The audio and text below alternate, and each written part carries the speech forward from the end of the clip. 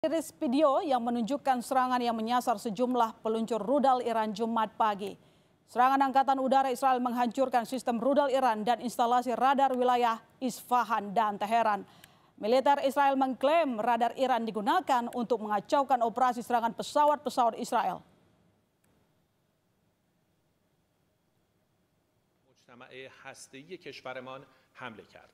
Israel menyerang reaktor air berat milik Iran di Arak, Kamis 19 Juni 2025.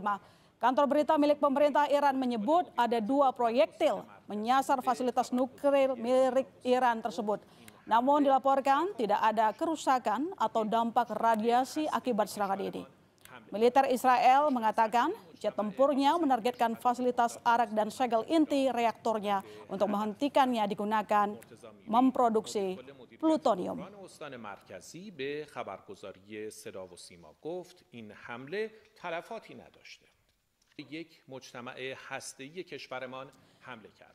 Hari ke-8 perang Iran dan Israel, serangan masih terus diluncurkan, mulai dari serangan terhadap reaktor nuklir di Iran hingga rumah sakit dan kawasan pemukiman di Israel. Apa yang menjadi target serangan dalam perang ini dan kekuatan militer dari Iran dan Israel? Kita bahas bersama jurnalis Kompas TV Julius Juman. Mas Julius, analisis gambar Anda selama seminggu Israel-Iran saling serang dan makin memanas. Apa yang terjadi selama seminggu ini? Oke, seperti ini Lona, kita ke wall pertama. Di hari pertama pertempuran, hari Jumat pekan lalu, dimulai dengan infiltrasi agen Mossad di dalam wilayah Iran. Tujuan operasi ini untuk melumpuhkan sistem pertahanan udara, terus kemudian peluncur rudal dan radar. Tujuannya untuk untuk membuka jalan Angkatan Udara Israel untuk bisa masuk ke wilayah udara Iran. Ini yang jadi arsenal utamanya, F-35, Adir, F-15 Ram, F-16 Sufa. Ini arsenal utama pada hari pertama penyerangan. Tentunya didahului dengan infiltrasi Mossad yang sudah beroperasi beberapa waktu sebelumnya ya. Nah, kemudian bagaimana dengan Iran? Iran sebetulnya punya angkatan udara yang terdiri dari beberapa jenis pesawat tempur. Di antaranya F-14, F-4, F-5. Ini pesawat-pesawat lama peninggalan era rezim Shah Pahlavi. Jadi sebelum revolusi Iran ya. Terus kemudian juga ada beberapa pesawat buatan Rusia, MiG-29. Tapi dibandingkan dengan alutsista udara milik Israel, bisa dikatakan yang punya Iran itu produk lebih lama ya. Teknologinya juga bisa dikatakan lebih lama gitu. Dan berikutnya juga Israel ini melakukan preemptif serangan terhadap Iran dengan alasan Iran sedang mengayak uraniumnya 60% menjadi 90%, menjadi grade weapon gitu ya. Bisa menjadi itu bahan untuk senjata. Ini yang dijadikan alasan. Nah, Israel juga sebetulnya punya presiden sebelumnya. Beberapa kali melakukan penyerangan terhadap target fasilitas nuklir. Yang terkenal adalah operasi Opera ketika menyerang fasilitas nuklir Osirak milik Irak tahun 1981. Jadi ini bukan yang pertama kalinya dia menyerang target fasilitas nuklir dengan alasan keamanan nasional ya. Karena dengan ada pihak lain yang memiliki kekuatan nuklir dianggap oleh Teheran bisa menjadi ancaman terhadap eksistensi Israel. Oke, berikutnya apa yang terjadi dalam perang ini? Berikutnya kita ke wall berikutnya.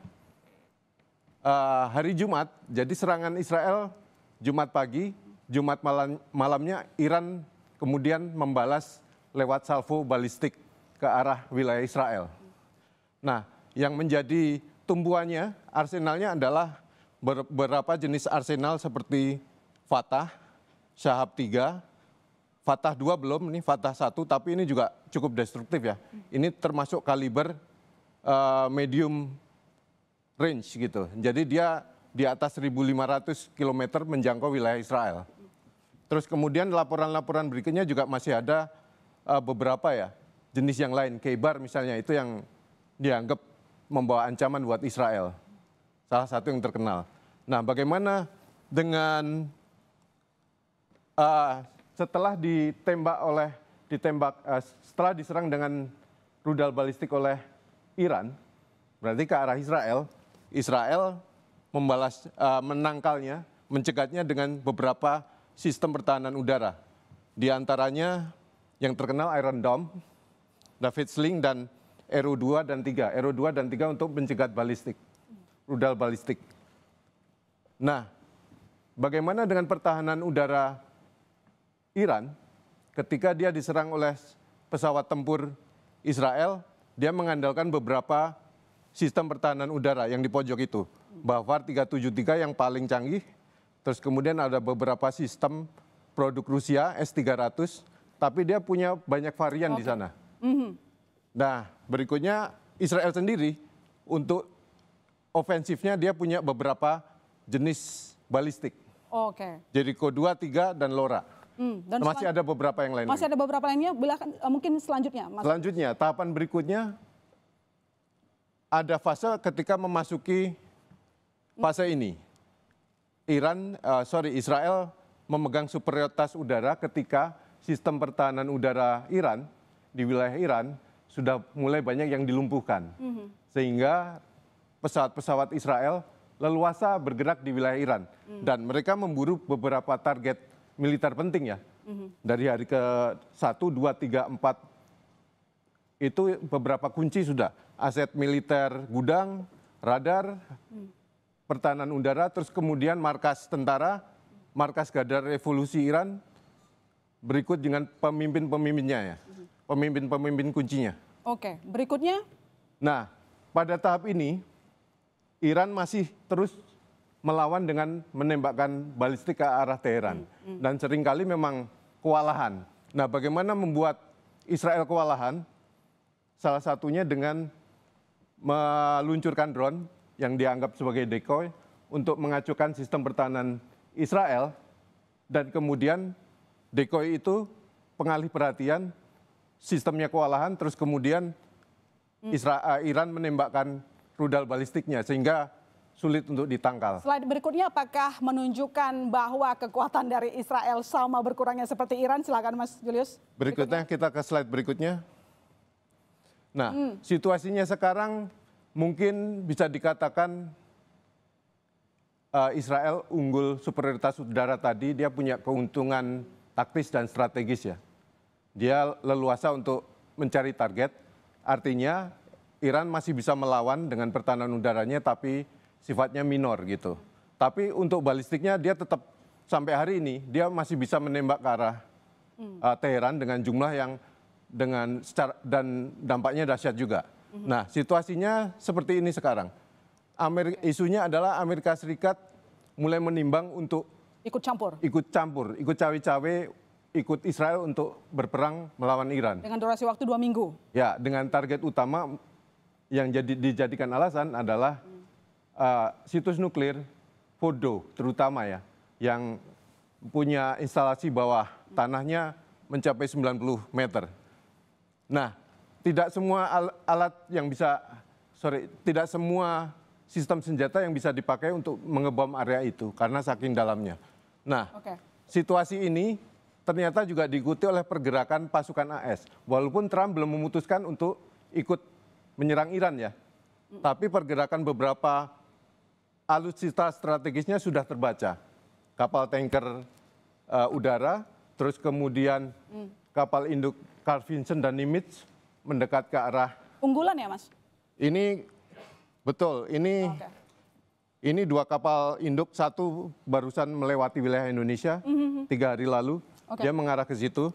Terus kemudian yang saya dengar yang terbaru adalah beberapa aset alutsista angkut raksasa ini, C5 dan C17 Globemaster, itu bergerak dari arah Eropa menuju beberapa basis Amerika Serikat di Timur Tengah. Oke, sebelum saya nanti ataupun kita membahas terkait dengan ikut campurnya Amerika Serikat Donald Trump, pertanyaannya begini Mas, apa yang masing-masing kedua negara ini targetkan? Israel mau targetkan apa? Iran mau targetkan apa? Israel saya pikir sekarang yang dikejar ada Fordo ya. Dan Nathan juga beberapa situs nuklir Iran yang dicurigai untuk mengayak uranium menjadi senjata. Tapi bisa jadi itu juga jadi alasan untuk sekalian mengganti rezim. Bisa jadi ya, ada beberapa analisa seperti itu. Menurut saya beberapa alasan jadi motif Netanyahu di sana. Nah, kemudian bagaimana Iran? Iran harus bisa menunjukkan dia bisa bertahan. Makanya dia harus melawan dengan cara menembakkan misil. Harus menembak. Karena itu kurang lebih misil dan drone ya. Itu jadi alat untuk bargaining secara politik dan militer. Oke. Kalau dia sampai kewalahan atau dia sampai tidak bisa melawan, ya itu berarti menandakan Israel bisa jadi lebih unggul taktis dan strategis. Lebih unggul termasuk juga dengan adanya backup yang jelas akan didukung oleh Amerika Serikat. Bagaimana dengan Iran? Bagaimana dengan negara-negara yang selama ini memberikan dukungan? Nah, apalagi ini ya, kita akan menunggu Trump. Trump kan sudah nge-tweet akan kira-kira menunggu 2 minggu lagi sebelum menentukan sikap. Tapi sementara arsenal dan alutsista dan kekuatan militer AS ini sedang bergerak sudah digerakkan menuju Timur Tengah. Tapi keputusan belum apakah menyerang Iran atau menyerang Fordo atau enggak. Berikutnya negara-negara superpower yang lain bagaimana? Ya. Menurut saya Rusia misalnya yang selama ini dikenal sebagai sekutu Iran, sekarang kan dia terlibat perang di Ukraina. Nah, sumber daya militer, manusia dan sebagainya dia kekurangan. Dia bahkan sempat minta alutsista, drone dan sebagainya kan dari Korea. Bahkan ada yang dari Iran sebetulnya kemarin-kemarin. Nah, situasinya sulit bagi Kremlin untuk membantu katakanlah logistik dari Iran. Padahal kemarin Putin pun juga sudah kasih clue tuh. Ya bagaimanapun tidak ada perjanjian pertahanan dengan Iran. Ya. Nah bagaimana Cina? Satu lagi Cina. Cina juga paling banyak ditanyakan. Cina punya kepentingan untuk melawan hegemoni Amerika Serikat di Timur Tengah. Nah tapi situasi Timur Tengah harus stabil. Dan China nggak boleh menunjukkan dukungan kepada Iran. Dia tidak bisa menunjukkan dukungan kepada salah satu. Itulah problemnya Cina. Ya, harapan kita jangan sampai berlarut-larut meski tampaknya ini masih akan panjang, apalagi adanya negara superpower yang tampaknya akan ikut campur. Terima kasih Mas Julius Suman, jurnalis Kompas TV.